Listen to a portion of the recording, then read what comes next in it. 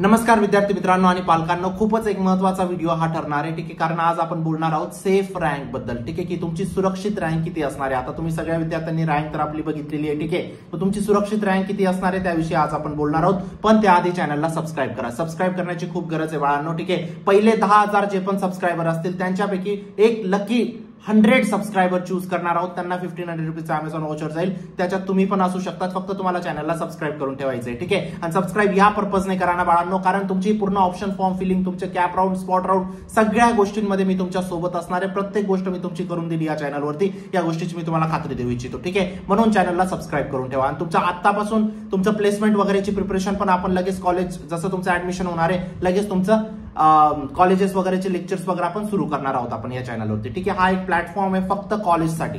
ठीक आहे, म्हणून सबस्क्राइब करून ठेवा. चला बोलूया आता आपण रँक बद्दल. ठीक आहे, पण आज आपण फक्त मेरिट याच्याबद्दल स्टेट रँक बद्दल बोलणार आहोत. जनरल मेरिट नंबर बद्दल बोलणार आहोत. त्या अकॉर्डिंग मी तुम्हाला सगळ्या कॅटेगरीचं सुद्धा सांगणार आहे. आता मेरिट नंबर म्हणजे काय रे बाळांनो, हा इथं जो दिलेला असतो ना तुमचा, हा ही तुमची रँक आहे बेसिकली, है ना.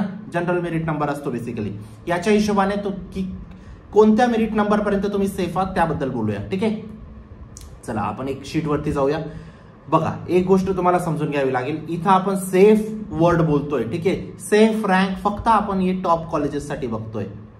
ठीक आहे, आता मी ज्या रँक सांगणार आहे तुम्हाला असं वाटेल की टॉप कॉलेजेसमध्ये एवढे स्टुडंट जातात. फक्त बाळा तुम्हाला एक गोष्ट समजावी लागेल.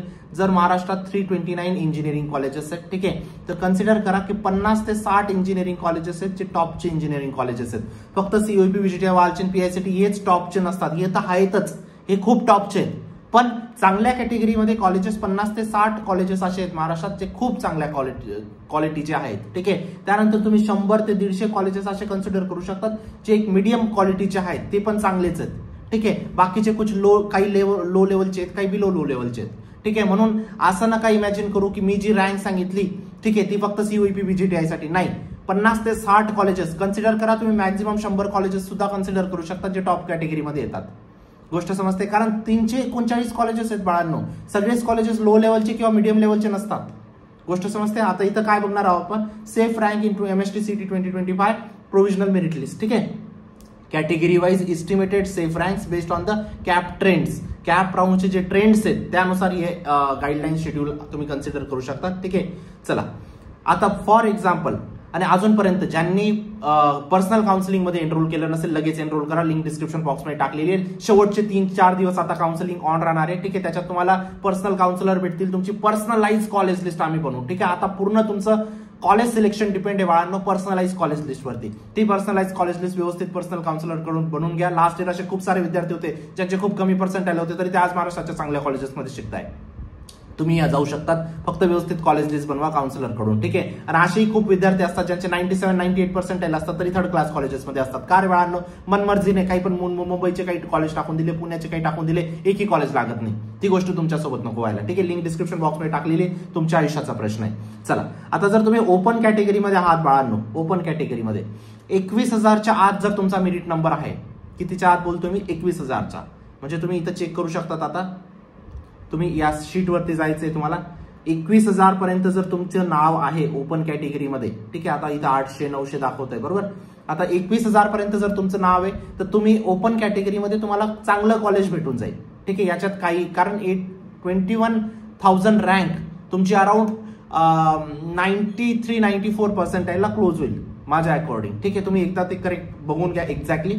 पण 21,000च्या आसपास तुम्ही आले तर तुम्ही एक सेफ रिजन मध्ये निघून जातात बाळांनो. ठीक आहे, त्याच जागेवर जर तुमची कॅटेगरी ओबीसी आहे तर जर तुमचा जनरल मेरिट, आता कॅटेगरी रँक बद्दल नाही बोलत आहे मी, फक्त या शीटमध्ये जर तुम्ही तुमचा 50,000च्या आत तुमची रँक आहे आणि तुम्ही ओबीसी कॅटेगरीमध्ये आहात तर तुम्ही एक सेफ रिजन मध्ये आहात 50,000च्या आत. ठीक आहे, कारण विद्यार्थी खूप आहेत. 50,000च्या आत पण तुम्ही एक सेफ रिजन मध्ये आहात बाळांनो. ठीक आहे, त्यानंतर जर एससी कॅटेगरीमध्ये आहेत तर 65,800 या शीटमध्ये शोधायचं. 65,800 किंवा 65,000च्या आसपास जर तुमची रँक आहे तर तुम्ही एक सेफ रिजन मध्ये, त्याच्यावरती जर तुमची रँक आहे तर तुम्ही एक सेफ रिजन मध्ये हात बाळांनो.